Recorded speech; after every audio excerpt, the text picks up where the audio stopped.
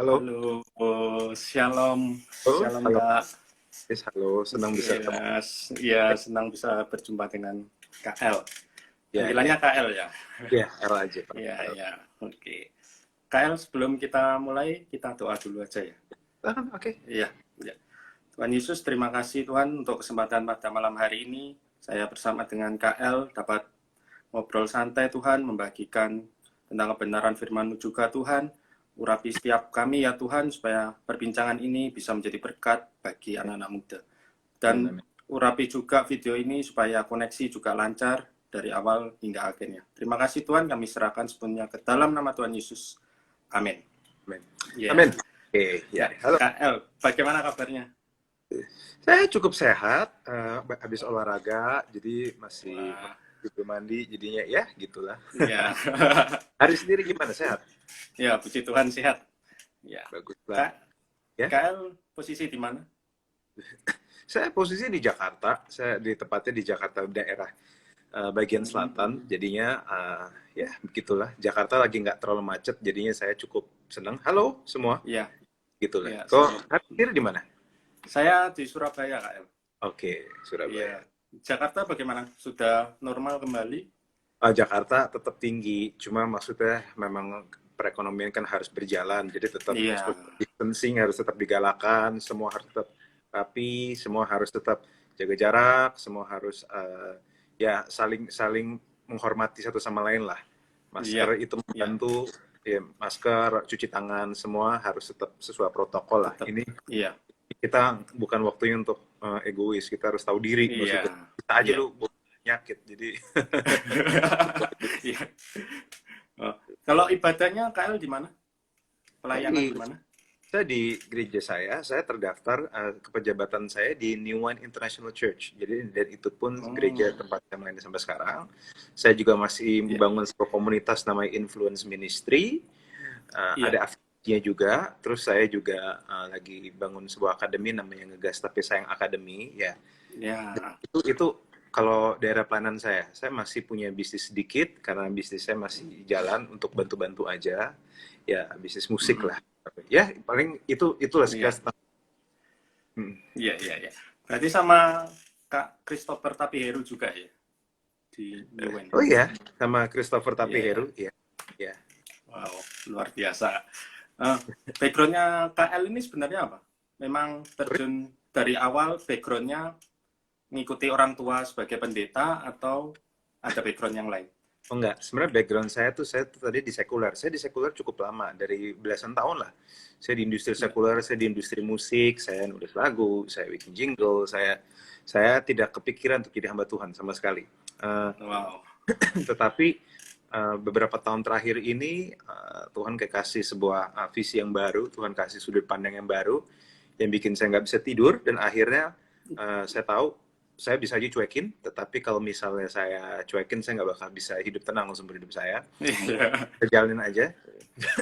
Akhirnya ternyata apa namanya ya pembelajaran-pembelajaran yang saya pelajarin dari dulu ya tetap saya bisa ternyata bisa saya gunakan maksudnya. Jadi karena dari dulu saya memang demen teologi ya, saya sama senang belajar dan sampai detik ini pun saya masih belajar maksudnya. Ya gitulah. Iya. Wow, luar biasa. Masih muda juga. Saya lihat profilnya masih 32 ya. Mau 32. Baru mau Baru 32. mau 32. Baru Iya, mau wow. 32. Iya. Masih muda sudah dipakai Tuhan luar biasa. Iya, Luar biasa. kamu juga lah. Terus. Ya, apa lagu yang sangat memberkati kan ditulis KL ya, sungguh indah. Oh iya, sungguh indah. Wah. Nah, ini bisa dikisahkan sedikit tentang penulisan lagu itu. Kenapa kok Oh, bisa sampai muncul lagu sungguh indah itu? Ada sebenarnya background pengalaman atau gimana? nggak banyak pengalaman sih. Cuma saya berpikir bahwa pada waktu dulu itu saya dari dulu melayani di gereja dan saya melihat ada banyak lagu-lagu gereja yang saya tuh maaf bukan yang mengejek tapi nggak terlalu tertarik. Saya nggak terlalu tertarik melodinya, saya nggak terlalu tertarik sama pesannya karena bagi saya merasa bahwa ini pendapat saya ya. Ini saya Iya, nggak iya. yang paling benar ya.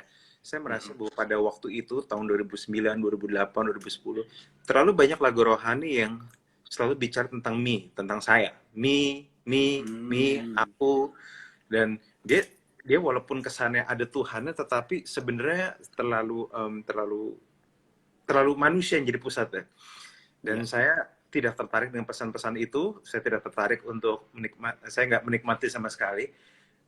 Saya lebih berpikir saya hanya pengen membuat satu lagu yang menceritakan tentang apa yang saya percaya, menceritakan tentang relationship saya dengan Tuhan yang real, yang bahwa saya mempercayai Tuhan itu Tuhan yang baik, Tuhan yang nggak pernah menyerah sama saya, Tuhan yang peduli, Tuhan yang sudah mengasihi saya bahkan sebelum saya mengasihi dia, Tuhan sudah peduli sama saya bahkan sebelum saya kenal dia, Tuhan yang udah tahu, Tuhan yang desain hidup saya, dan Tuhan yang di atas segalanya dan layak untuk dapat penyembahan yang terbaik. Nah, dan dari situlah saya merasa bahwa, dan juga saya nemuin ada banyak orang melayani supaya dia dikasihi Tuhan. Itu yang bikin saya karena saya percaya bahwa sebelum kita melayani pun Tuhan udah sayang. Saya sangat percaya hal itu. Bukan saya ngomong, Alkitab yang ngomong. Saat kita masih Yesus Kristus telah mati bagi kita. Bukan saya ngomong. Jadi ngajak berantem itu aja tuh.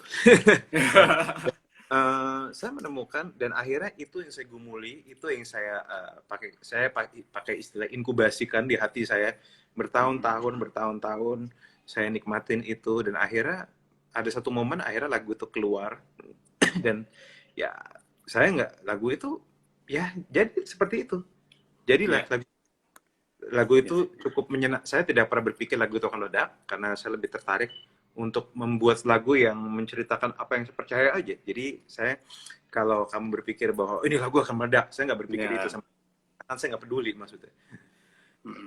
Tapi kalau misalnya lagu ini meledak, bagi saya ya itu hanya bonus. Jadi begitu orang bilang, gimana rasanya lagu lu meledak di mana-mana, ya jujur saya happy, tapi saya nggak terlalu segitunya juga, karena bagi saya ya itu hanya yang tujuan awal saya bukan bikin lagu rohani meledak.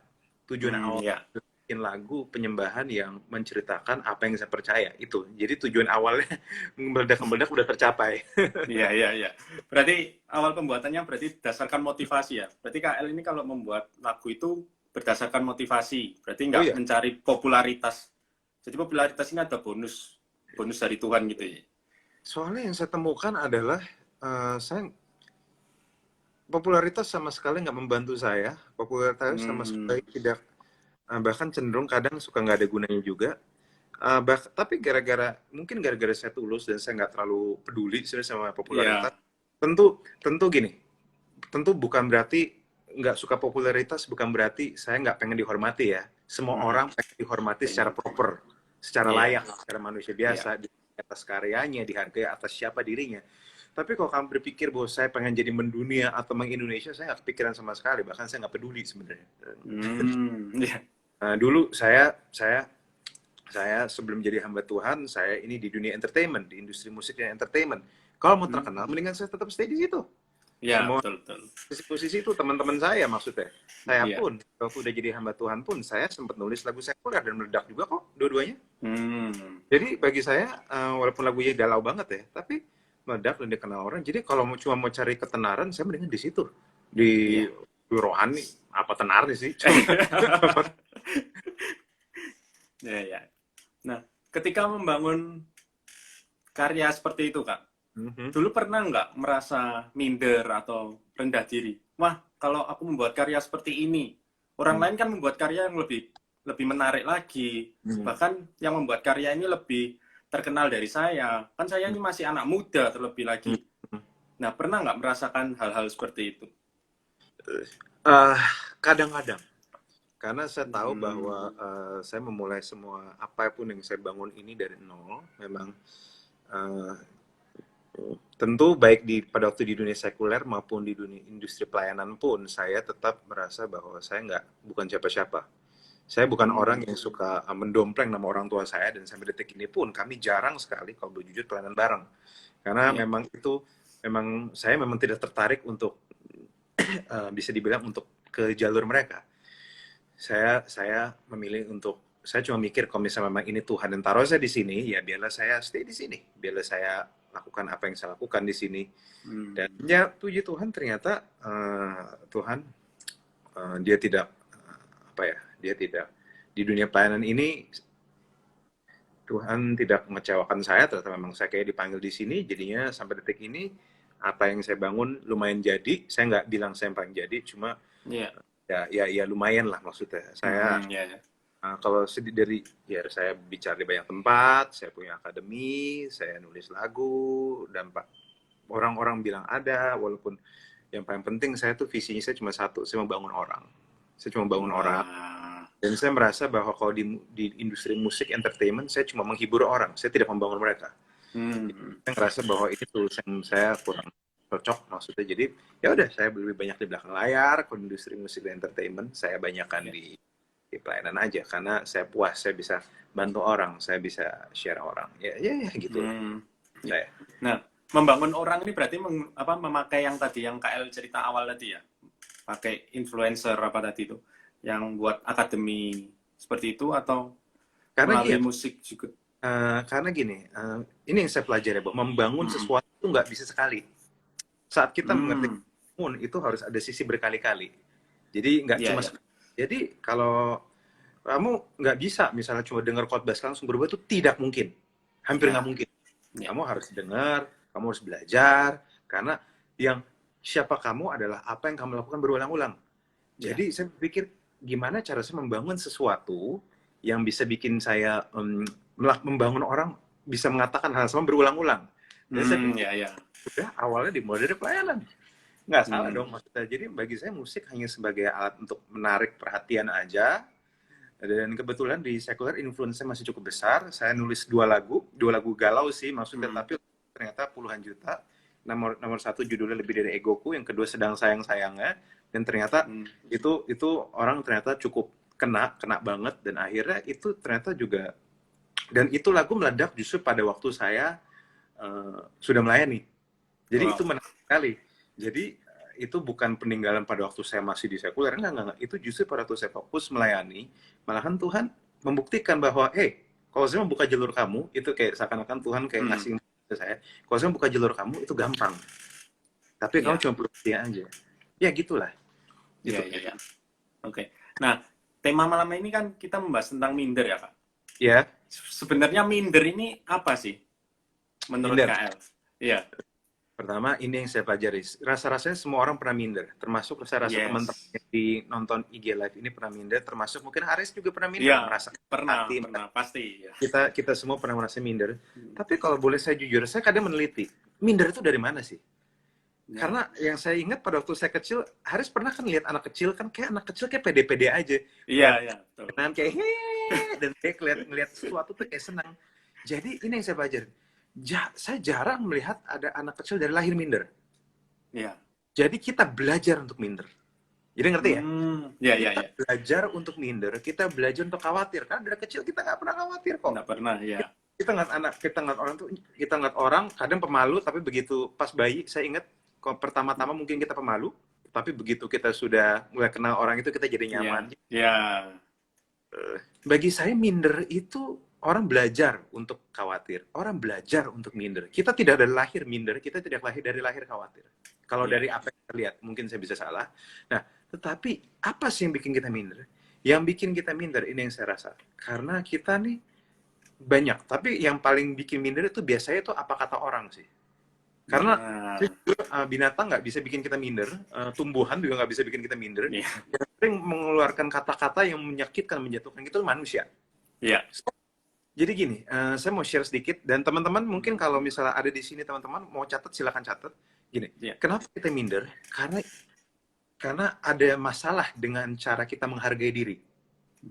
Ada masalah dengan cara kita menghargai diri. Nah, cara kita menghargai diri itu dinamakan harga diri. Nah, cara orang harga diri itu kita yang tentuin. Seorang bisa menghargai dirinya terlalu tinggi, tapi ada juga seseorang menghargai diri terlalu rendah. Terlalu rendah. Jadi kelihatan contohnya. Pernah nggak kalau kamu ngelihat pernah ke toko baju kan? Kalau misalnya kamu lihat baju diskonan itu ya, baju diskonan itu yang harga yang murah itu kayak itu di orang pegang terus dibuang. Karena baju itu dihargai nilainya sangat rendah. Lain kalau misalnya kamu punya baju harganya 2 juta atau 2,5 juta gitu misalnya. Kamu lihat baju aja hati-hati nih. Ini Ya. kadang malahan pintunya masih dikunci, apa namanya, lemarinya, kadang masih Hmm. diplastikin. Nah, jadi cara cara harga yang ditaruh di kita, harga yang ditaruh di satu baju Ya. menentukan cara orang memperlakukan baju itu. Ya. Nah, begitupun saya percaya bahwa cara kita menghargai diri kita menentukan cara orang lain menghargai kita. Ya. Kalau misalnya kita terlalu merendah, terlalu tidak menghargai diri kita terlalu tinggi, kalau misalnya kita terlalu merasa kita bukan apa-apa, maaf, kalau misalnya kamu nggak bisa hormatin diri kamu sendiri, kamu gimana expect orang hormatin kamu? Ya. Begitupun ada orang menghargai diri terlalu tinggi sampai belagunya setengah mati. Jadi saya percaya bahwa kita sebagai anak Tuhan nggak boleh tinggi hati, nggak boleh rendah diri, tapi harus tahu diri. Kita harus Nah, tahu ya. betul posisi kita di mana. Jangan Ya. terlalu rendah, tapi jangan juga ketinggian. Nah, Ya. hal-hal ini orang suka nggak tahu. Dan, nah, harga diri itu dari mana? Harga diri itu berasal dari identitas diri. Ya. Identitas diri itu apa? Cara kita melihat diri kita. Hmm. Cara kita melihat diri kita. Eh, jadi cara kita melihat diri kita sangat berpengaruh dengan cara kita menghargai diri kita. Ya. Saya ulang sekali lagi, cara kita melihat diri kita Diri kita. dengan cara kita menghargai diri kita. Kalau misalnya kita melihat diri kita nggak jelek, ya, saya mau kasih tahu, kalau kita melihat diri kita nggak jelek, kita melihat diri kita ya lumayan, pasti kamu akan hidup dengan mental lumayan itu, ngerti nggak? Ya. Kamu nggak merasa jelek, tapi kamu nggak bakal ngerasa paling ganteng juga. Ya. Tapi kalau kamu dari awal, kamu merasa kamu payah, kamu nggak bisa, kamu hanya pelengkap penderitaan, kamu hanya kaleng kongguan, kamu hanya remah rengginang, kamu hanya tulang-tulang ayam gitu misalnya. Kamu hanya apa namanya rapid test yang udah dipakai gitu misalnya. Iya. Nggak ada harganya gitu. Maka sebagaimana cara kamu melihat identitasmu, sebegitulah kamu menghargai dirimu. Nah, identitas diri itu dipengaruhi banyak hal. Ya. Ya. Tapi yang paling pengaruh itu keluarga, jujur aja, dan pertemanan, relationship, hubungan-hubungan kita miliki itu paling mempengaruhi identitas kita. Yeah. Jadi jangan kaget kalau misalnya ada orang-orang yang suka ngomongin di belakang, ya dari awal misalnya ada satu keluarga mentalnya jelek gitu, masuk suka ngomongin di belakang, suka iri. Jangan heran kok anak-anaknya kayak gitu semua. Kenapa? Karena lingkungan itu sangat mempengaruhi.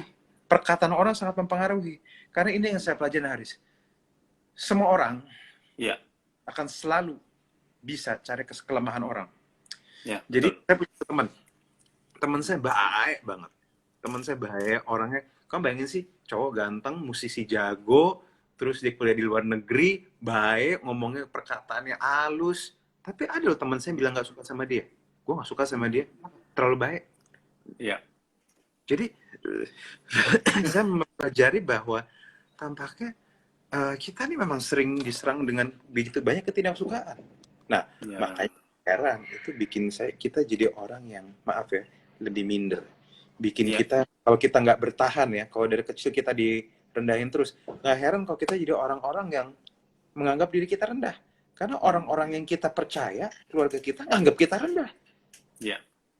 Makanya perkataan tanpa sadar kita akan selalu mendengar perkataan-perkataan orang paling dekat sama kita. Kalau orang paling dekat sama kita itu menganggap kita rendah, anggap kita payah, anggap kita nggak ada apa-apa ya, maka nggak. Kalau kita, ya seperti itu sih, itu minder dari situ. Berarti faktor lebih dominan di faktor keluarga ya kayaknya. Kan orang terdekat kita dari keluarga ya. Nah, yang saya tahu itu. Nah, kalau ada anak yang dimanja terus, kan akhirnya bisa jadi anaknya tinggi hati ya, jadi sombong. Nah ini apa nanti juga berpengaruh, kedepannya bisa jadi minder juga? Ya enggak juga sih, makanya saya bilang ada orang yang terlalu sombongnya ke bawah, ada yang sombongnya ke atas. Yang biasanya gue punya semuanya, gue bisa apa aja. Ada yang semuanya ke bawah, gue sampah bukan siapa-siapa, belagu juga dia.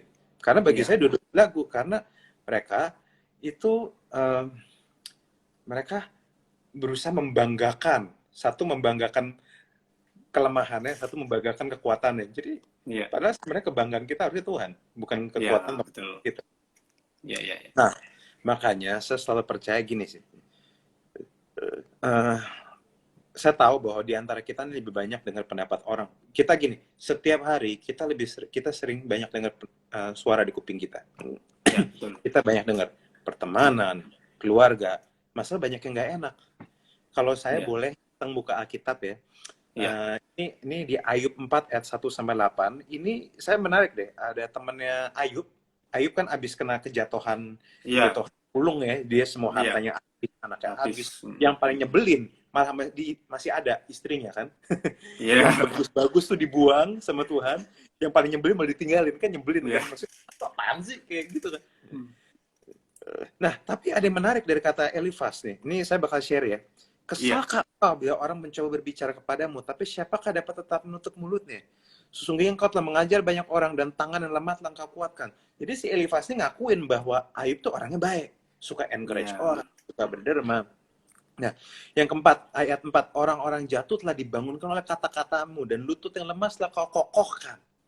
Ya. Jadi dia nganggepnya di atas nih, dia ngangkat Ayub dulu nih. Ayub. Kamu hebat, kamu baik, kamu menghargai orang, perkataanmu menguatkan. Ayat 5 dijatuhin. Tapi sekarang dirimu tertimpa dan kau kesal, dirimu terkena dan kau terkejut. Bukankah takutmu akan Allah menjadi sandaranmu dan kesalehan hidup menjadi pengharapanmu? Camkanlah ini.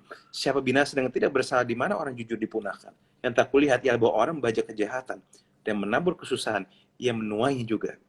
Nah, ini menarik bahwa saya nih saya pada waktu saya ngeliat ayat ini, tentu Ayub konteksnya memang beda dari kitab-kitab yang lain. Cuma pada waktu saya melihat ini, saya menemukan ada begitu banyak orang yang misal kita lagi ketiban pulung, bisa datang sama kita, niatnya menghibur, tapi malah jadi nyebelin. Ya, betul. Niatnya menghibur, tapi nyebelin. Kan pernah kan ketemu orang kayak gitu? Ya, betul. Faktanya semua orang punya pendapat, tapi yang jadi masalah adalah jika pendapatnya merugikan dan melemahkan kita. Kan bayangin, Ayub udah kejatuhan apa, tiba-tiba si Elifas bilang, lu dosa ya, pasti lu dosa deh, pasti ada dosa tersembunyi, lu pasti, kan nyebelin maksudnya kan. Iya. Dan ini kayak bullying gitu. Tapi ini yang saya tahu, ini yang saya percaya. Matius 11 ayat 15 bilang gini, siapa bertelinga, hendaklah ia mendengar. Jadi artinya gini, sebenarnya kamu bisa punya telinga, tapi belum tentu kamu mendengar. Iya. Punya telinga belum tentu mendengar. Belum dengar. Jadi saya punya kabar bagi teman-teman. Kita ini bisa memilih untuk tutup telinga kita. Iya. Kita bisa milih untuk tutup telinga kita. Kita bisa milih untuk menutup dan untuk tidak dengar semua. Dan kita bisa memilih untuk tidak dengar semua. Dan kita bisa memilih untuk mendengar hal-hal yang perlu kita dengar. Nah, kenapa? Karena kita dari sini kita bisa belajar bahwa kita bisa milih siapa yang kita mau percaya. Nah, soal ini yang saya percaya nih, Haris. Hanya karena just because it's loud doesn't mean it's right. Hanya karena seseorang berteriak keras, kamu nih gini, bukan berarti dia benar. Ya, betul. Lebih kencang bukan berarti lebih benar. Dan juga saya percaya bahwa hanya karena mayoritas percaya itu, nggak berarti itu juga paling benar. Iya. Makanya, ini yang saya selalu tawarkan setiap kali untuk ketemu orang-orang minder. Ini saya selalu nawarkan hal ini, yaitu bahwa sambil kamu dengar pendapat orang lain yang melemahkan kamu, ada satu pendapat yang sebenarnya memang kamu jarang dengar, tetapi sebenarnya pendapatnya menarik, yaitu pendapatnya Tuhan. Iya. Pendapatnya Tuhan. Nah, saya akan bahas pelan-pelan tentang pendapatnya Tuhan, yaitu kenapa kan lucu gini. Kita nih jarang dengar pendapat Tuhan. Kita dikelilingin manusia kan. Kita dikelilingin manusia, tapi kita jarang dengar apa kata Tuhan. Kita tahu mungkin bahkan kita pun juga nggak menyadari Tuhan ngomong apa sama kita. Tapi saya percaya di Mazmur 8 itu sangat menarik bahwa Mazmur 8 ayat 3. Iya, Mazmur 8 ayat 3 sampai 5. Dia bilang ini seakan-akan kalau nggak salah Daud yang nulis kan. Dia bilang bahwa jika melihat langit buatan jarimu, bulan dan bintang-bintang kau tempatkan. Apakah manusia sehingga engkau mengingatnya? Apakah anak manusia sehingga engkau mengindahkannya? Namun engkau telah membuatnya hampir sama seperti Allah dan telah memahkotainya dengan kemuliaan dan hormat. Dan bahkan ada lagunya kan, Who am I that you are mindful, that you hear me. Saat kamu saya tuh siapa? Kamu nyebut tuh kamu bisa dengar maksudnya. Dan kalau cek di Kejadian 1 ayat 26 bahwa kita diciptakan sebagai Allah, di Yohanes 3:16 bahwa dia berjuang untuk kita. Saya menemukan bahwa di ayat ini Tuhan menaruh nilai tinggi di hidup kita. Tuhan menaruh nilai sangat tinggi di hidup kita. Dan hanya karena perasaanmu nggak percaya, tidak Iya. mengubah kenyataan ini. Hmm. Kita ini anak muda, rata-rata anak muda Indonesia hidupnya pakai perasaan. Ya, betul. Suka kalau datang nggak apa namanya, kalau nggak suka online service, kenapa? Kurang perasaannya kurang dapat, Kurang. kurang Feel-nya dapat. nggak dapet. Feel-nya nggak dapet. Iya, feel-nya nggak dapat. Terus kok saya ngerasa Tuhan tuh kurang deket ya? Saya mau kasih tahu fakta, nggak peduli perasaanmu. Ya. Faktanya Tuhan sayang sama kamu. Mau kamu ngerasa apapun, perasaan tuh bisa berubah karena gini. Nah, ini yang menarik. Dunia ngajarin kita tuh sampah, dunia ngajarin kita tuh rendah, tetapi Tuhan menaruh nilai berharga di hidup kita. Yes. Nah, ini beda banget kan? Iya. Kita denger yang mana? Nah, apa pentingnya? Nah, makanya ini yang jadi pertanyaan, ini pergumulan saya. Kenapa kita harus dengar suara Tuhan, sementara kita jarang dengar dari Dia? Justru suara teman-teman kita lebih real. Iya. Kan beda banget maksudnya. Satu bilang kita kayak kaleng rombeng, satu bilang kita ciptaan terindah. Tentu kita bukan yang paling indah, jelas Tuhan yang paling indah. Iya. Tapi kita menempati posisi yang nggak jelek, ngerti nggak sih? Iya. Jadi kan tentu kalau misalnya semua orang bilang lu jelek, terus tiba-tiba dia bilang lu cakep, kan kita mikir kan, maksudnya lu buta apa lu halu sih? kayak ratusan orang bilang gue jelek, kenapa lu bilang gue cakep maksudnya? Nah, tapi ini yang masalah saya. Saya menemukan ada 3 hal tentang pendapat Tuhan yang saya rasa bakal sangat menarik kalau saya bagiin bagi teman-teman. Iya. Ada 3 hal yang tentang pendapat Tuhan yang saya rasa kalau kita renungin ini, kita bakal ngerasa, oh masuk akal juga ya. Kenapa sih pendapat Tuhan itu penting? Walaupun kesannya tuh dia kan di langit, kita beda gitu. Ada 3 F yang saya mau share. 3 F. Nomor 1, pendapat Tuhan itu fakta. Fakta, ya itulah kamu, itu siapa dirimu. Orang bisa bilang apa aja, tapi Tuhan yang lebih tahu kamu. Yang bikin, karena gini, ini yang saya percaya teman. Yang bikin lebih tahu dari yang punya. Iya. Nah, saya ingat ada satu, pernah nggak ketemu kasus kayak gini? Kayak ada satu tante-tante, kaya banget, tajir banget, punya handphone mahal banget, mungkin 30 jutaan, tetapi pada waktu dia mulai pakai handphonenya, dia bilang, dia ngomong sama anaknya, ini mami nggak ngerti nih, tolong kasih tahu dong. Ya, Punya duit kok beli loh. Oh, dia punya. Artinya ini yang saya tahu. Hanya karena kamu punya satu barang, bukan berarti kamu paling ngerti. Nah, kuncinya ini yang kita perlu, ini kuncinya di sini, teman-teman perlu ngerti. Karena kalau lu nggak ngerti ini, lu bisa lolos yang lain. Hanya karena hidup ini milikmu, bukan berarti kamu paling ngerti sama hidup ini. Mungkin badan ini milikmu, mungkin hidup ini milikmu, tapi hanya karena ini milikmu, bukan berarti kamu paling ngerti. Yes. Saya punya handphone, tapi saya nggak bilang ini handphone dengan pakai duit saya sendiri. Tapi saya tidak bilang bahwa saya yang paling ngerti. Tapi ini yang saya tahu, begitu handphone saya rusak, saya bakal pergi ke dealernya, saya bakal pergi ke toko resminya. Kenapa? Karena mereka yang paling tahu. Yes. Dan di sini kesimpulannya, yang paling tahu satu produk itu bukan yang punya, tapi yang bikin. Ya. Ini yang perlu direnungin. Yang paling tahu satu produk bukan yang punya. Jadi lu kalau misalnya lu punya hidup, lu nggak usah belagu. Lu belum tentu yang paling tahu. Kamu belum tentu tahu hidup lu 5 tahun ke depan. Kamu belum tentu tahu cara menghidup. Kamu belum tentu tahu karaktermu sebenarnya. Ada satu teman saya yang dulu dia tuh sukanya mabok-mabokan, dan dia kali dilarang sama teman-teman yang lain, dia bilang bahwa kamu jangan minum kebanyakan. Terus dia dengan belagunya dia bilang gini, oh enggak, gue tahu badan gue kok, gue pengen tahu kok. Ternyata abis itu dia masuk rumah sakit hampir mati gara-gara asam lambung, gara-gara alkohol. Bagi saya, kalau lu tahu posisi lu kayak gitu, harus ya lu berhenti minum sebelum asam lambung lu naik. Yes. Ya dong, masuk akal nggak saya? Teman-teman masuk akal pesan saya. Kalau lu pengen tahu badan lu, harusnya lu minum alkohol dan lu berhenti sebelum lu sakit. Ya. Ya dong, katanya paling tahu. Kalau paling tahu harusnya kamu tahu limit kamu, nggak usah minum. Fakta bahwa kamu jebol, Al-Quran buktikan lu nggak tahu limit lu nggak tahu. Nah ini prinsipnya. So kalau kamu pengen tahu siapa diri kamu, saya mau kasih tahu. Kamu belum tentu tahu. Nah, sampai detik ini saya jarang ketemu orang yang kalau handphone rusak, dia ngeberesin handphonenya sendiri. Rata-rata pasti ke Pasti dealernya. ke dealernya. Ya. Ya, beberapa teman-teman memang mungkin nggak setuju sama saya. Enggak kok, saya pengen tahu hidupmu. Hey, saya mau kasih tahu, fakta nggak peduli perasaanmu. Yes. Kamu bisa berasa paling tahu, tapi faktanya begitu banyak orang merusak dirinya sendiri gara-gara drugs, gara-gara minum kebanyakan, gara-gara ngerokok kebanyakan. Membuktikan kamu nggak selalu tahu siapa dirimu. Iya. Kamu nggak selalu tahu batasmu. Sorry, kamu mungkin nggak setuju sama saya, ya nggak usah setuju. Pikir-pikir dulu, jangan Yes. langsung ambil omongan saya dengan gampang. Jangan langsung ambil, jangan dulu. Pikir-pikir dulu, renungin dulu, masuk akal nggak? Iya, soalnya perasaanmu berhak ngomong aja. Perasaanmu berhak loh ngomong apa aja. Tapi kalau kamu merasa, ini rasanya handphone saya cuma 500.000, ini saya rasa nih handphone saya nggak mahal, nggak berharga, cuma 500.000. Tapi pas dicek 5 juta. Ya. Lu pilih yang mana? Kan lu kalau pilih Ya. yang 5 juta dong ya. 5 juta, iya. Ya maksudnya gini, apapun perasaanmu, mau handphone 500.000, harga 5 juta. Kalau lu lebih milih 500.000, lu bego. Ngerti nggak sih? Iya. Iya. Lu bego. Lu bener aja maksudnya. Nilai lu 5 juta, lu harga diri lu 500.000. Nah, ini yang orang sering nggak mengerti. Mereka tidak pernah tahu nilai hidup mereka. Pas dikasih tahu, mereka kurang percaya karena ngerasa too good to be true. Kok kayak terlalu indah? Sebenarnya teman-teman gue kok ngomong gue beda ya. Terlalu indah.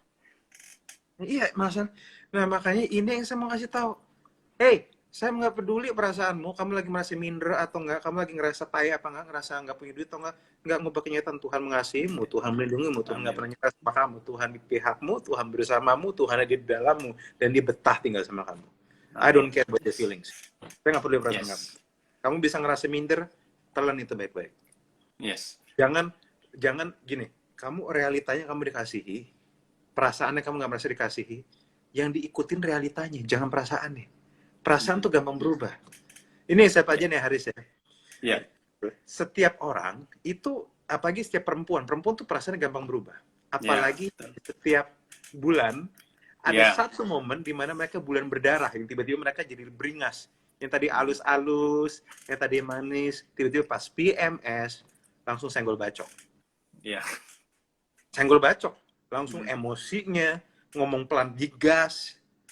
Perasaannya langsung jelek moodnya. Tapi saya mau kasih tahu, no matter how you feel, apapun perasaanmu, kasih Tuhan nggak pernah berubah, kesetiaan Tuhan nggak pernah berubah. Karena itu realitanya. Mau perasaanmu apapun nggak ngubah kenyataan, bahwa itu realitanya. Makanya bagi saya orang Indonesia harus belajar untuk hidup dalam realita dibanding perasaannya. Ya, betul. Perasaan biar ngikutin aja. Perasaan biar ngikutin realitanya. Karena saya mau kasih tahu, realitanya ini lebih indah daripada mimpimu. Ya, untuk amin. saya realita lebih indah daripada dongeng. Ya, itu sih, itu nomor 1. Ya. Saya panjangan ya, sorry ya. Nggak apa-apa. Tapi begitu luar biasa penjelasan. Nah, ketika minder, Kak. Ketika minder ini kan seperti terlebih masih muda. Kan di Keluaran 4 ayat 10 itu Musa pernah berkata juga ya, Tuhan, aku ini tidak pandai bicara, dahulu pun tidak, dan sejak engkau berfirman kepada hambamu pun tidak, sebab aku berat mulut dan berat lidah. Nah, ini orang yang minder kan selalu banyak alasan ya. Untuk banyak bisa, ya pasti banyak alasan, selalu merasa dirinya ini nggak mampu, selalu nggak bisa. Nah, untuk bisa kita mengubah mindset anak-anak muda ini, supaya kita merasa, oh Tuhan ini benar-benar mengasihi. Prakteknya ini seperti apa? Prakteknya cuma satu, belajar untuk hidupin pandangannya Tuhan, coba dulu, jalanin aja. Kamu nggak perlu langsung beriman. Jalanin dulu, minta Tuhan bukti, tapi coba jalanin yang baik. Saya untuk jadi hamba Tuhan, saya nggak langsung percaya kok. Saya ingat beberapa tahun lalu, saya jadi hamba Tuhan, saya masih setengah skeptis. Ini beneran Tuhan nggak sih? Apa gue ngada-ngada nih? Kalau gue ngada-ngada, gawat gue nih. Teman-teman saya kan banyak yang nggak Kristen, kan saya pikir, apa kata orang kok sih jadi hamba Tuhan? Tapi selama setahun itu, Tuhan buktikan saya bahwa dia tidak salah, dan dia tidak menyesal dengan panggilannya. Dan akhir tahun 2018, saya diyakinkan bahwa memang Tuhan panggil saya. Bahwa Tuhan naruh saya. Dan kuncinya adalah satu, mungkin sambil kalau kamu perlu belajar untuk lebih banyak dengar suara Tuhan. Kamu perlu lebih banyak baca firman Tuhan. Kamu perlu lebih banyak tenggelam di situ. Kenapa? Karena ada dua pendapat Tuhan yang lain yang teman-teman perlu ngerti. Nomor satu tadi fakta ya. Fakta, Apa ya. namanya fondasi. Fondasi. Kenapa pendapat Tuhan harus jadi fondasi? Karena pendapat orang bisa berubah. Yes. Pendapat orang terlalu mudah berubah. Dulu saya punya satu teman yang dulu mereka berdua musuhan, lama-lama jadian. Ya. Jadi pendapat orang tuh terlalu mudah berubah. Kamu nggak bisa semudah itu megang pendapat orang. Karena perspektif orang beda-beda. Kalau mereka ngejelekin kamu, ini saya mau kasih tahu, mereka ngejelekin kamu, belum tentu kamu yang jelek. Bisa aja mereka hatinya lagi jelek. Ya. Ya dong. Bisa nggak hati Betul. mereka pas ngejelekin kamu lagi jelek? Bisa. Bisa. Mereka mungkin lagi tadi ngomong bagus-bagus, tiba-tiba ngomong kamu jelek. Kita kan nggak pernah tahu apa yang terjadi di hidup orang. Ya. Orang punya perjalanan sendiri, punya pergumulan sendiri, punya kesulitan sendiri, dan itu yang bikin orang-orang jadi mikir. Maksudnya itu yang bikin orang-orang akhirnya jadi seseorang yang tanpa sadar ngomongnya pedas.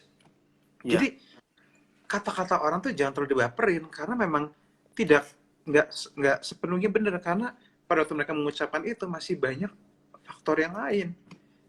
Nah, jadi banyak orang sebenarnya bebas ngomong aja apa aja. Dan dulu dia bilang kamu gendut, sekarang dia bilang kamu kurus. Dulu Ya. malas, sekarang jadi sayang. Pendapat bisa berubah. Nah, masa yang gampang berubah dijadiin fondasi? Lu yang bener aja. Dulu dia bilang, lu coba deh, cakepin lu pakai make up deh. Misal cewek minder kan, lu coba pakai make up deh, putihin kulit lu. Ternyata pas dipakai nggak cocok, akhirnya udah ganti deh. Ya maksud saya, ini kamu nggak bisa hidup fondasi hidupmu di pendapat orang. Nggak bisa. Kenapa? Karena itu kamu akan, kalau kamu cuma ngikutin pendapat orang, kamu akan mengalami kesulitan, karena orang juga nggak selalu tahu apa yang dia omongin. Ya, betul. Orang nggak selalu tahu apa yang dia ngomong, kadang dia cuma nyeplos aja. Jadi makanya Yesus ngomong bahwa bangunlah fondasi hidup di atas perkataanku, di atas perkataan Tuhan. Ya. Karena perkataan Tuhan nggak berubah. Ke apapun keadaanmu, dia tetap menganggap kamu indah. Apakah dia nggak tahu keadaanmu? Dia tahu persis keadaanmu. Dia tahu segala kegagalanmu. Loh, dia yang ciptain kamu kok. Dia yang ciptain kita. Dia tahu detail hidup kita. Dia tahu lekuk-lekuk kita. Dia tahu segala hal. Tapi dengan dia tahu segala hal itu, dia tetap menganggap kita indah. Dia tetap menganggap kita perjuangin. Bagi saya sih, kalau kamu punya hati ya dan punya otak, harusnya kamu mikir sih. Yes. Nah, karena ini yang saya tahu. Ini Roma 11:29 ini menyentuh hati saya. Sebab Allah tidak menyesali kasih karunia dan panggilannya. Ya. Itu yang saya pelajari. Pada waktu Tuhan manggil kita, di dalam keadaan apapun kita, Tuhan nggak pernah nyesel. Dia bukan Tuhan nggak tahu apa yang dia lakukan. Dia tahu siapa diri kita. Dia tahu sisi bodohnya kita. Ya. Tapi dia tetap bilang, bagi dia, kita layak diperjuangkan. Bagi saya, this is real. Ya. Oke. Iya, Berarti karena fondasi dia nggak seperti orang. penting ya. Apa? Fondasi Berarti penting. fondasi Fakta, ini penting, Bang. Fakta, fondasi. Nah, dari fondasi itu baru kamu boleh bangun. Kamu, saya bukannya bilang nggak boleh dengar pendapat orang, tapi kita harus ngerti pendapat mana yang kita perlu dengar dan pendapat mana yang kita perlu buang. Ya. Memang ada filternya ya. Nah, yang ketiga, firman Tuhan, perkataan Tuhan bisa jadi filter. Yes. Nggak semua pendapat perlu kita dengar. Perkataan Tuhan bisa jadi filter untuk kita nyaring hal memang harus kita dengar. Kalau misalnya memang dia bilang, misalnya contoh, Tuhan bilang indah. Kalau Tuhan bilang kamu indah, dia bilang kamu jelek, buang itu. Iya. Tapi kalau Tuhan bilang kamu indah, dan di teman kamu bilang kamu masih perlu banyak belajar, mungkin kamu perlu ambil, karena itu nggak tabrakan. Indah dan banyak belajar nggak tabrakan. Jadi kamu harus perhatiin baik-baik. Ini yang kita perlu dengar. Karena nggak semua kritik itu melemahkan dan nggak semua pujian membangun. Jadi memang firman Tuhan itu bisa jadi filter untuk kita tahu suara siapa yang kita perlu dengar. Yes. Jadi ibaratnya, ini saya belajar tentang filter air ya. Filter air itu ada bukan untuk supaya pas difilter air sampai nggak bisa keluar. Tapi Ya. filter air ada untuk menyaring zat-zat yang nggak perlu masuk, zat-zat yang nggak perlu kita minum. Jadi Nyaring saya kotoran percaya, juga. ya nyaring kotoran. Jadi gunanya perkataan Tuhan itu. Dia jadi fondasi dan dia jadi filter. Dia fakta, Yes. fondasi, filter. Oh, Tiga yes, hal yes. ini kita perlu pegang. Perkataan dia adalah fakta, karena dia yang paling tahu, karena dia yang bikin. Ya. Yang paling tahu satu handphone, iPhone tuh Steve Jobs pasti. Yes. Dia bikin nggak ngasal. Bahkan di Mazmur 139, Alkitab bilang, bahkan di dalam bukumu sudah ada hari-hari yang kita sudah ada. Bahkan Ya. walaupun belum ada jadi satu pun di antaranya. Bagi saya itu buat sebuah bukti bahwa Tuhan nggak salah bikin. Yes. Jadi saya mau kasih tahu bagi teman-teman yang minder, bagi teman-teman yang lagi merasa ada harga diri yang lagi berantakan, saya mau kasih tahu, Tuhan nggak pernah salah bikin kamu. Ya, amin. Kelebihan kamu, kelemahan kamu, suatu saat akan berguna. Yes, Nah, yes. Nah, makanya kita perlu ngerti, bedakan orang yang komentar soal, kita bedakan komentar orang. Kadang ada orang-orang kalau ngomong itu terlalu, ya itu, filter itu bisa jadi seperti itu. Kamu Ya. harus tahu betul, semakin kamu tahu firman Tuhan, semakin kamu taruh fondasi hidup kamu di sini, semakin kamu percaya, walaupun kamu belum merasa, percaya dulu, Ya. baru nanti merasa. Nah, Ya. nanti kamu bisa, dan kamu belajar, perkataan Tuhan, filter. Perkataan orang, filter. Kalau ada yang bisa, perkataan orang bisa support perkataan Tuhan, ambil. Bisa dibilang, Yes. kamu masih kurang, tapi kamu bisa lebih baik lagi. Ini kamu masih jelek nih, bahan kamu masih jelek, coba bikin lagi. Kok memang masih jelek, terima. Tapi nggak berarti bahwa kamu sampah, kamu bukan siapa-siapa, kamu dibully. Enggak, itu berlawanan. Jadi teman-teman harus ngerti bahwa ada perkataan manusia yang berlawanan dengan Tuhan, ada yang nggak berlawanan. Yang berlawanan dibuang. Cara taunya gimana? Belajar firman Tuhan. Yes. Belajar Yes. tentang apa yang Tuhan ngomong tentang kita. Hmm. Bagi saya sih, itu aja. Ini Amsal 29 Yes. ayat 25 ini menarik. Dia bilang gini, takut akan pendapat orang mengakibatkan kesusahan. Ini Yeah. Amsal 29 ayat 25 BIMK. Takut akan pendapat orang mengakibatkan kesusahan. Percayalah kepada Tuhan, maka engkau akan aman. Aman. Jadi memang kita tidak bisa sepenuhnya tolak pendapat orang. Tapi kita bisa punya filter. Kita lebih percaya Tuhan. Kita lebih kasih makan sisi hubungan kita dengan Tuhan. Maka saya mau kasih tahu, saat hidup kita fondasi di dalam Tuhan, maka kita nggak bakal mudah tergoyahkan. Bangun fondasi lama nggak? Memang lama. Ribet nggak? Memang ribet. Lama, ribet, mahal. Ada harga yang harus dibayar. Iya. Tapi worth it. Worth it. Saya butuh waktu lama untuk membangun fondasi tentang siapa diri saya di dalam Tuhan. Tapi sampai sekarang begitu saya fondasi udah jadi, saya happy loh. Saya bahagia. Orang mau ngomong apa aja, saya bisa langsung saring. Nggak semua harus saya dengar kok. Iya. Saya percaya teman-teman juga bisa. Saya yakin itu. I really believe that. Ini ya saya harap semua yang diem-diem aja nangkep maksud saya ya, maksudnya ya. Dan maksud Haris ya, bahwa kamu pendapat Tuhan itu adalah fakta, fondasi, dan filter. Semoga teman-teman nangkep ya. Oke, Riz, mau ngomong apa lagi? Iya, oke. Oh, luar biasa. Penjelasan yang mantap nih. Ya. Nah, biasanya minder ini ada pengaruhnya dengan gambar diri enggak, Kak? Minder ada dong. Identitas diri dan gambar diri itu hampir sama. Gambar diri. Hampir sama. Memang kita itu kan cara kita melihat diri kita sendiri. So, kuncinya kamu perlu belajar sepakat sama Tuhan. Satu. Terus kamu perlu coba belajar untuk cari passion kamu, lakukan yang kamu bisa lakukan. Perlu belajar hal-hal seperti itu. Jangan nganggur doang. Coba cari potensi kamu punya potensi, lakukan yang kamu bisa lakukan. Maka perlahan-lahan kamu akan mulai punya harga diri yang lebih, tinggi. Itu sih Riz. Ya. Nah, kalau minder pasti ada lawannya, Kak. Percaya diri. Nah, kan ada juga orang yang over percaya diri ya. Menurut KL ini baik apa enggak? Terlalu over percaya dirinya? Enggak juga. Karena kita bukan pusat kehidupan. Pusatnya itu Tuhan. Kita harus diri. Bukan percaya diri. Bukan jangan sampai tinggi hati, jangan sampai rendah diri. Tapi tahu diri. Bagi Tahu saya diri. kalau ada Iya. kata yang lebih dalam dibanding percaya diri itu adalah, saya nggak bilang itu jelek ya, Iya, tapi tahu diri itu lebih dalam. tahu Berarti diri. tahu diri itu berarti kamu tahu siapa diri kamu. Kamu tahu kelebihan Iya. kamu tahu kekurangan kamu tahu apa yang kamu bisa, kamu tahu apa yang kamu masih pelajarin. Kok percaya diri? Karena dasarnya suka nggak ada masalahnya. Ya gue pede aja.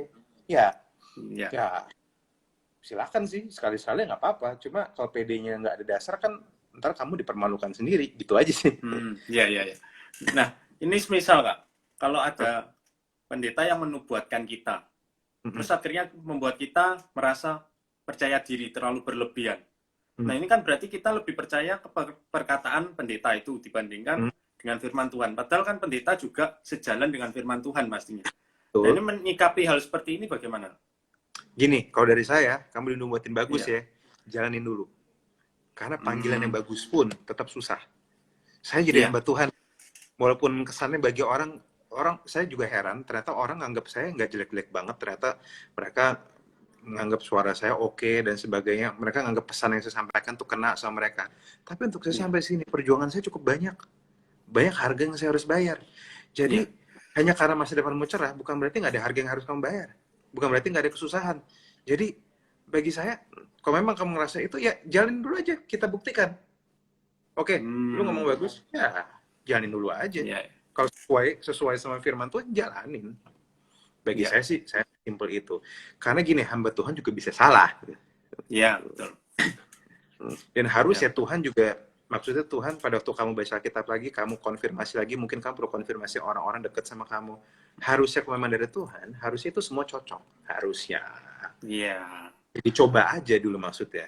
Karena kita nggak pernah tahu.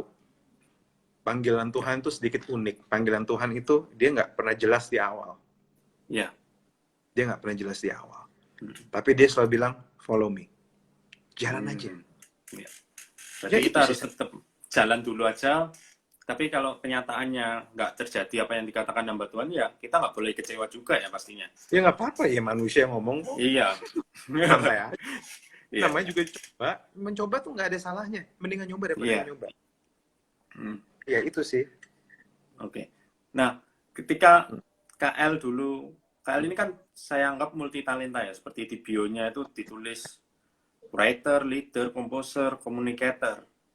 Nah, ini benar-benar yang membuat KL ini bisa menjadi seperti ini, itu bagaimana, Kak? Multitalenta semuanya ini bisa berkembang. Gitu. Saya nggak punya talenta sebenarnya. Saya pembelajar aja. Iya, iya. Saya tuh pembelajar. Sejujurnya saya, banyak orang bilang multitalenta. Kenapa? Karena mereka cuma lihat pas udah jadi. Aslinya saya enggak. Saya orang biasa sama kayak kalian kok. Saya cuma pembelajar aja. Saya keras pas belajar. Saya mungkin ada bakat sedikit, tapi bakat itu yang saya coba latih, dan akhirnya berkembang. Saya percayalah, kalau teman-teman kenal saya lebih dekat, saya ini orang biasa maksudnya. Saya nggak segitunya. Iya, ya. Nah, berarti usaha KL, usaha belajar ya, lebih mengarah belajar untuk lebih lagi, itu akan bisa menjadi salah satu cara juga untuk mengurangi rasa minder. Iya, bisa. Karena semakin kamu tahu diri kamu, semakin kamu tahu kelebihan kekurangan kamu akan semakin bisa menyadari banyak hal. Ya. Oke. Ya, itu sih. Sebentar. Kamu sambil ngomong aja dulu. Iya. Nah, kan kita sudah dikasih talenta juga ya, Kak. Kasih talenta sama Tuhan. Ada yang 1, ada yang 3, ada yang 5. Nah, ketika kita nggak bisa mencari talenta kita, akhirnya kita merasa benar-benar, loh, masa Tuhan ini, aku nggak ada talenta dibandingkan dengan orang yang lain. Nah, cara kita untuk bisa menggali talenta seperti yang KL lakukan, selain belajar tadi, itu bagaimana, Kak? Supaya kita nantinya jangan sampai kita merasa minder karena kita merasa orang lain itu lebih mendapatkan talenta yang lebih banyak. Gini, ini yang saya pelajarin ya. Punya satu talenta aja itu susah. Punya satu talenta itu sebenarnya cukup untuk bisa membawa kita ke tempat yang Tuhan mau. Iya. Soalnya, nah orang tuh suka nganggap talenta tuh, menurut saya orang pengennya dapat 10 talenta dan sebagainya gitu. Iya. Tapi sebenarnya eh, sebenarnya itu enggak gitu. Satu talenta aja sebenarnya cukup. Satu talenta itu cukup untuk bawa kita naik. Ya. Ya. Oke. Nah, Ketika jadi itu, ya, ya terus gimana? Ya, jadi begitu kan, orang mengerti bahwa mereka itu mereka mereka ngerti, karena gini, talenta ngerti itu kan? sebenarnya harganya itu bukan yang harga sejutaan doang. Talenta yang Tuhan kasih itu kalau saya hitung talenta zaman dulu itu harganya mahal banget. Jadi sebenarnya Ya. kalau saya hitung tuh satu talenta sebenarnya udah cukup untuk bisa buka bisnis ya. Buka Ya. bisnis maksudnya bisa buat sesuatu. Hmm. Jadi satu talenta aja itu cukup untuk bisa membuat kamu berhasil. Berhasil. Jadi jangan iri, kamu kembangin aja. Kamu kembangin. Ya, ya. Kamu kembangin, ya. Ya. Oke. Nah, yang terakhir, Kak. Ya. Apa yang pesan-pesan KL supaya kita sebagai anak-anak muda, generasi muda ya, generasi muda ini benar-benar memiliki perasaan yang tahu diri, bukan terlalu percaya diri, bahkan juga bukan minder. Yang seperti KL katakan nanti harus kita tahu diri. Pesan-pesan yang bisa KL sampaikan. Tahu identitas kamu dalam Tuhan siapa. Kedua, bertanggung jawablah sama semua yang kamu kerjain, bertanggung jawablah, cari potensi kamu. Dan yang ketiga, cari di komunitas yang baik, yang bisa support kamu, bisa bikin kamu belajar. Itu 3 aja. Kembangin itu 3, kamu bakal keluar sisi-sisi terbaik kamu. Itu aja sih. 3 itu kita aja. Berarti harus benar-benar kita itu berasal dari dalam diri kita sendiri ya. Atau Tuhan udah bisa kasih. Iya.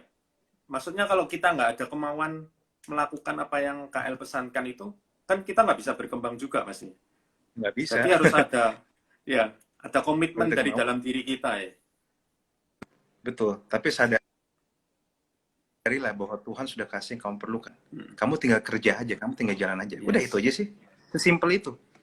Yes. Ya itu sih. Oke. Ya. Ya. Oke. KL, sebelum menutup bisa menyanyikan lagu ciptaannya KL yang sungguh indah. Saya lagi, kalau saya lagi tenggorokan lagi nggak enak. Oh, maaf ya. Ya. Maaf, next time aja. Iya. Oke, terima kasih KL untuk kesempatan malam hari ini. Senang berjumpa dengan KL. Sangat memberkati kita semua. Ya. Kalau di Surabaya Tuhan ketemu ya. Yesus memberkati. Ya.